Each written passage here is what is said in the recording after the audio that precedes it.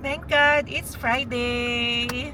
Welcome back again to our YouTube channel. Kung may pasok pa. Yan. Happy talaga tayo tuwing Friday. Si Alvin, kalahati lang yung happiness. Pero syempre, Bukas excited pa. na rin siya. Kasi Yes. one day na Oo, lang one day na lang. ay off na naman siya. Kami nga guys, yung mga yung kakatrabaho ko na same schedule ko. Nagbibilang kami lagi. Kunyari, 1 down, 2 down. Oo. Diba? Tapos kanina sabi nung itim na kasama ko, Alvin, we have 1 more day left na lang, ganyan. Oo. Nakaka-excite din Oo, kasi ang kagandahan sa work nila Alvin ay 4 lang na araw silang nagtatrabaho. Tapos 3 araw off na. So parang mas gusto ko yung ganong work, no? Kasi mas mahaba yung tuloy-tuloy yung pahinga mo. Yung rest day or yung lahat ng pag-aasikaso mo ng errands or sa family time ba. Kasi kaya 4 na araw sila dahil 10 hours a day. Yes. Yan, di ba? Yung mga 4-day work week. Alam ko may mga companies din talaga na nag-a-adapt ng ganon. Yan, to save yung electricity. Yeah. Di ba? Oo. Wini-workout nga namin yung 3 days sana eh. Oh. 12 hours. 12 Bali, hours? 36 hours ka lang, pero babayaran ka pa rin ng additional 4. Hoy, sana all. Sana matuloy. Sana. Yan o, kung 3 days lang. Wow, 4 na araw na off. Yeah. Yan, ang ganda naman ng ganon. Ako kasi 5 days. Pero yon magkakaroon na rin tayo ng parang 1 day na pipiliin ko na mag-work from home. Pero kasi since marami pa rin talagang trabaho, hindi ko pa kiniklaim yung aking benefits. So sabi ko sa mga susunod na lang na buwan or linggo. Yan. Iniisip ko nga kung Tuesday, Wednesday, Thursday kasi hindi ko na pwedeng piliin yung Monday or Friday dahil mayroon ng nakadibs doon. Hindi kasi pwedeng magsabay-sabay na wala sa office. Pero Kailangan yun yung maganda, tumatao. no? Monday tsaka Friday. Siyempre, yun na yung una talagang Oo. magiging taken, no? Pili na lang ako ng ibang araw. Ang sabi ko kay Emma, Wednesday, para at least Monday, Tuesday, tapos pahinga ulit. Hindi naman pahinga, kumbaga nasa bahay ka lang ng Wednesday, tapos Thursday, Friday ulit. Malaman lang, sa akin kasi same lang din naman yan. Kung wala ka sa office, ganun pa rin yung dadatnan mong trabaho. Pero yun, malaman natin. At least, di ba, nagiging okay yan ang ating work. Yan, so far. And yan, weather update tayo. Yan, no, temperature check. It's +16. +16 po dito ngayon sa Calgary. And ang taas-taas pa ng sikat ng araw, mag-aalas 7 na. Yan. Alas 7 na ng gabi, guys. Oras kaya lulubog ng araw, no? Nakikita nyo yan? Hindi pa na sikat ng araw, 7 PM na dito.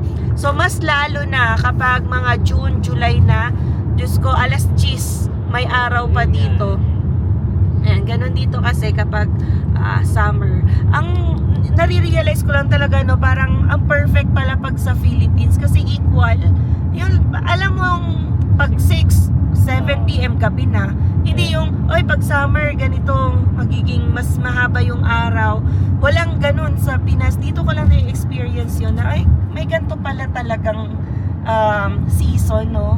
Pero kung tutusin, napaka-perfect yung ano natin sa Pilipinas. Oo. Kaya na sila, 6 to 6.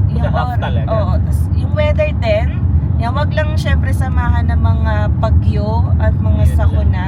Yun lang din naman talaga yung delikado, no? Kasi worry din ng karamihan yung pagdating ng bagyo. Pero absent that, yan, less than yung earthquakes ay napakaganda pa rin talaga sa ating bansa. Oo, no? Yan, lalo na ang weather. Kung pwede lang dali ng weather from Philippines na dito, yan, ginawa na natin. Kasi ang minsan talagang nagpapasuko sa atin ay ang sobrang lamig. Ayan. So ngayon pauwi na tayo sa bahay. Yan, may dinaanan lang kami kanina sa Chinook Mall. And yun, tuloy natin yung kwentuhan, guys. Hi guys, so dito na tayo sa bahay pala. So may kukunin kasi ako sa mailbox. Yeah. Ganda ng weather. Sarap.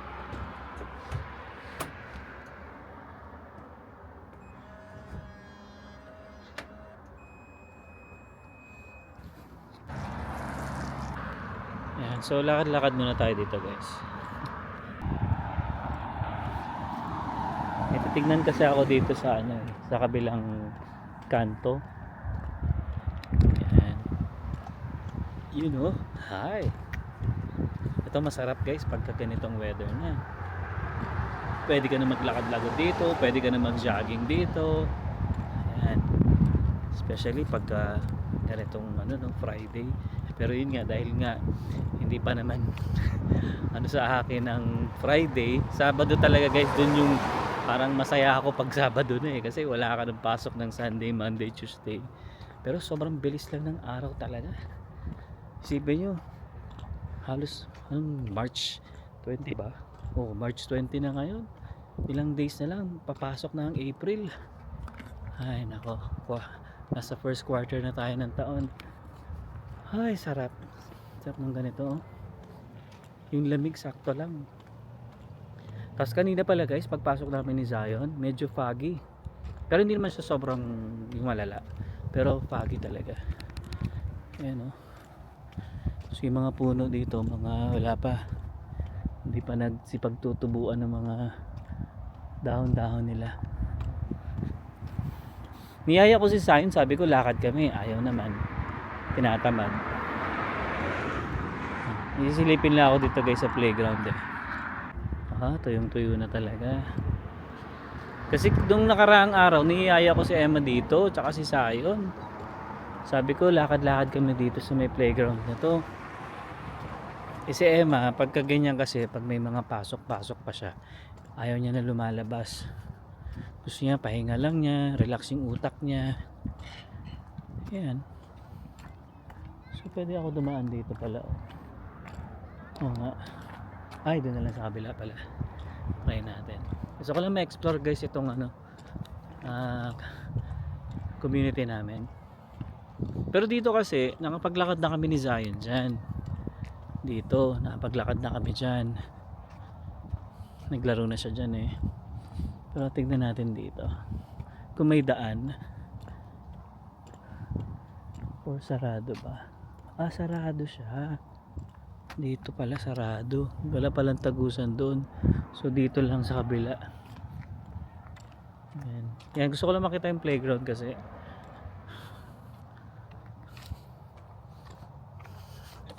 Sarap. Tsaka pupunta rin kasi ako ng mailbox namin. May titignan ako importanteng mail. May hinihintay kasi ako. Ayan, so lakad lang muna ako guys ha.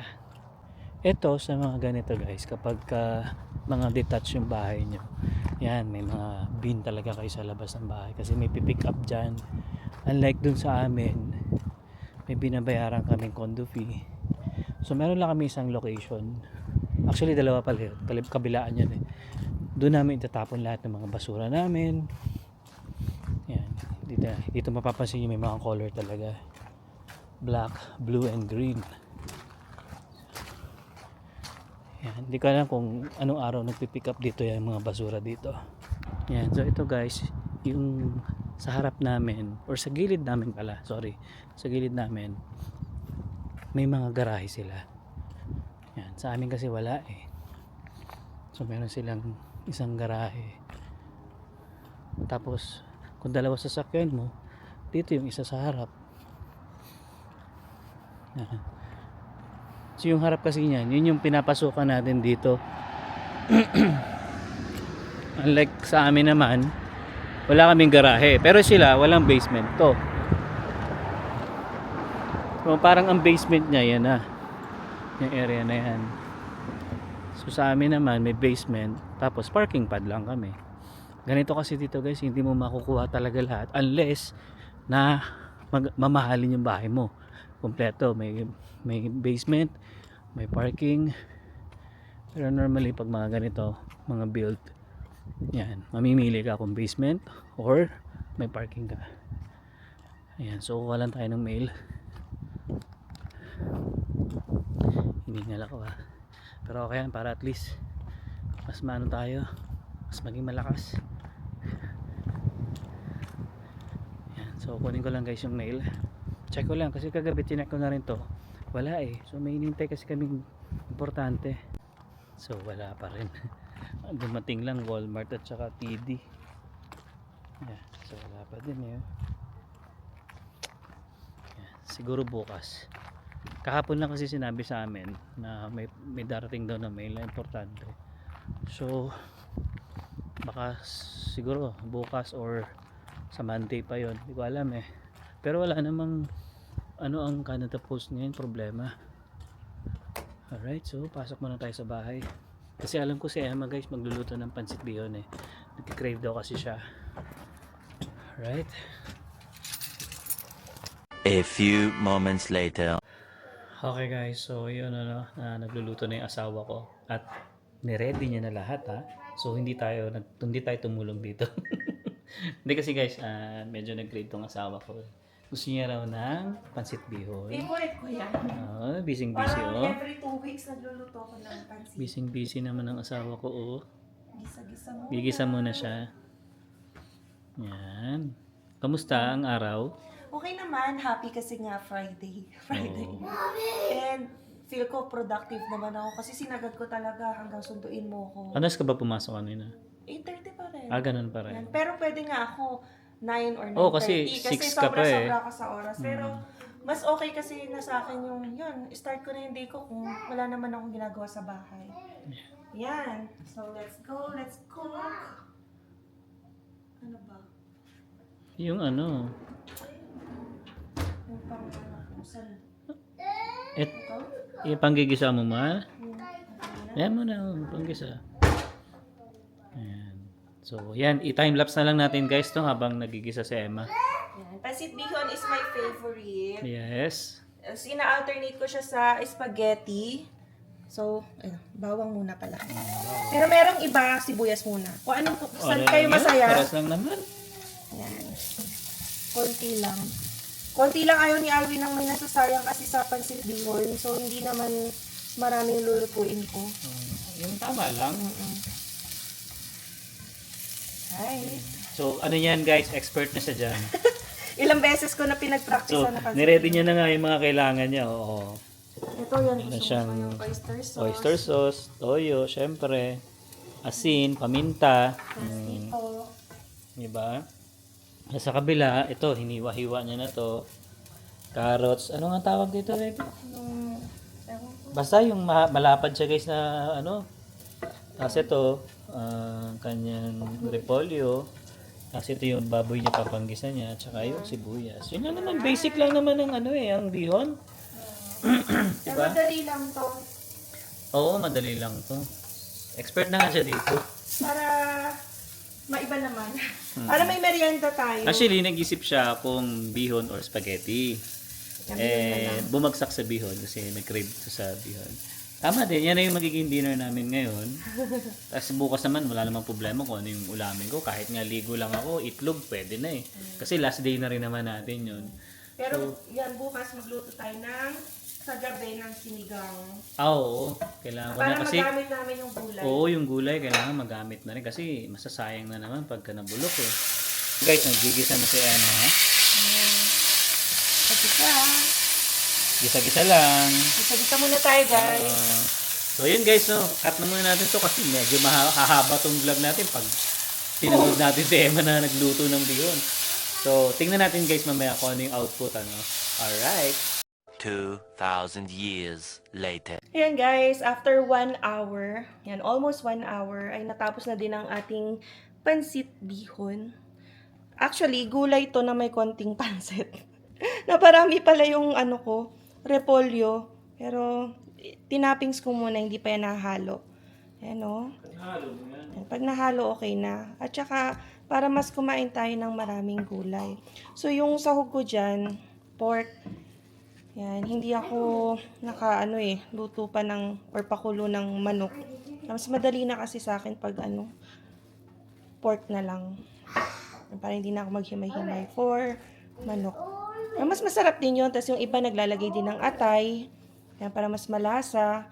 So, konti lang naman yung sahog ko. Yan, sa pansit bihon. So, yung karne na baboy. And then, cabbage, carrots, tapos yung green na mahaba na yan. Nakikita nyo. So, inabot na tayo ng alas 9, guys. Ayan. Nag-start tayo ng 8:10. So, yan, almost an hour din. Ayan, ready na. Tapos lalagyan natin to ng kalamansi. Let's eat! Yan o, titikman na ng aking asawa. Umuusok-usok pa. Hindi pa lang namin parang nasa restaurant ka. Wow ah. Oh, di ba? Style niya, oh. Di ba? Yan. Tingnan mo nga kung sakto na yung alat or kulang pa ang toyo. Ay, kung toyo lang, marami ka niyan. Loko-loko. Ayan, mainit pa yan. Yan, bagong kuha. Si Alvin ang first tikim. Kumain ka ng mga gulay. Ay, kala mo, chef. May konting aroma na... Nilagyan ko ng kalamansi. Sarap, kalamansi. Sakto yung alap. Yung kalamansi niya medyo nasobrahan kasi hindi ako masyado nagkakalamansi. Pero masarap. Ako, gusto ko ng maraming kalamansi. Tapos, gusto ko rin yung... Saktong pork, yan ang nakakain. Yung taba medyo, ano mo yun, bumabalanse yung lasa. Wow. Tapos yung mga, siguro yung Gulay-gulay. nilagay mong paminta dito, siguro mga 3,000 pieces na Ay, paminta. nabilang mo. So, medyo sakto siya. Dapat ba? Nasa 2,500. 2,500 lang dapat. Ay, nasobra tayo Tapos ng yung 500 asin niya, pieces. siguro medyo naparami ka ng mga 100 na asin. 100 asin. Eh, di maalat. Hindi, tama lang. Tama Sakto lang. Ano yung Sarap. mga pieces ka pa kasi eh. Sarap. Loko-loko ka. Pwede. Yan ah. Tingnan Sarap mo. po. So, yung gulay, tama lang. Oo. Kala mo ba kayo marami? Pero feeling ko tama lang. Oo. Eh di kasi pag naman naluto siya, na Sarap. siya. Yun. Panalo. Dinner. Dinner namin. Pwede. Merienda dinner. Actually, yung dinner natin kasi bukas, iba yung ulamin ko. Alright. Sana mabusog ka. Ako naman. Sarap, baby. Promise. Hindi dahil sa sabihin ko naman kasi kung... Baka iluwa mo yan pagkatapos ko i-vlog ha. Hindi, masarap siya. Okay siya. Isa pa nga. Panalo. Baka niloloko mo lang ako. Hindi, masarap. Alright. Ako din, natatakam na kanina pa. Kaya pagka-uwi ko pa lang, gusto ko na magluto. Dahil gutom na ako. Or hindi naman gutom, nagkikrave ako dyan. Kasi may pagkain naman, pero gusto ko talaga pansit. Panalo. Alright, let's eat. So, yun guys. Katatapos ko lang kumain. Sila Emma nauna na sa taas. So, nag-ayos pa kasi ako dito para yung babaunin ko bukas. Ayan, so, painit ko lang muna yung aking baon. At least guys, one day na lang. So, yun yung masarap yung pagdating ng Sabado. Siyempre makakapagpahinga ka na ulit, Ayan, so dito tayo. Pinapainit ko yung ulam ko. Kwentuhan muna tayo ng konti bago natin i-close tong ating vlog, Ayan, so, yan, ganito lang naman ang ginagawa namin guys after work talaga ni Emma. Kasi, hindi naman kasi talaga kami yung tipong palalabas, yung gagala, ganyan. So, may time lang na siguro once a week lang, ganyan, kapag may kailangan or kapag medyo na boring kami ni Emma. Ayan, tulad kanina, dumaan kami ng Chinook Mall, may ginawa lang kami, may inasikaso lang din. Then after nun, umuwi na rin kami. Hindi na rin kami kumain doon kasi nga sabi ni Emma, gusto niya magluto nga ng pancit bihon. So sabi ko, sige, para at least yun na yung dinner natin. Tapos bukas, kasi yun nga, wala naman akong problema, kahit anong ulam ko, pwede naman. Kahit nga mapaligo or itlog lang, okay na ako dyan. Hindi naman ako maselan sa pagkain talaga. Pero pagdating ng Sunday, yan siguro yung bala ko magluto ng kalderetang baka. Kasi nga meron akong baka eh. So, kainit ko lang ang aking niluluto. Actually, ito na yung ulam ko rin kanina. Pero medyo naalatan kasi ako. Naparami ata yung sabaw ko. Kaya titimplahan ko lang siya muna ngayon. Baka sumunod.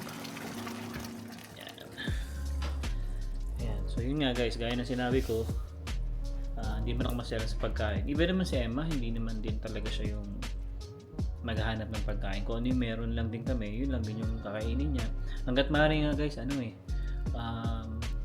kami nagtitira. Kahit siguro minsan umaabot yung ulam ko na 3 araw, yun at yun parang, yun at yun lang din, okay lang naman sa akin. Pero siguro yung pang-apat, yun medyo mag-aano na ako nun, magsasabi na ako kay Emma na parang nauutahan na ako. Ayan. So yun guys, no, siguro hindi ko na paabahin tong vlog na to, and I hope na nag-enjoy kayo sa vlog namin ngayon. And yes, no, malapit na naman ang ating off, kaya lubos-lubusin natin yan. Kaya, so yun guys, no, isang araw na lang at tayo ay magpapahinga na ulit, no? Another 3 days ulit yan. So kaya excited na ako bukas kasi talaga pag Sabado, yan na yung ganado ka na yun. At least patapos na yung shift mo ngayong week na to. Alright, so hanggang dito na lang guys. We'll see you on the next one. Peace.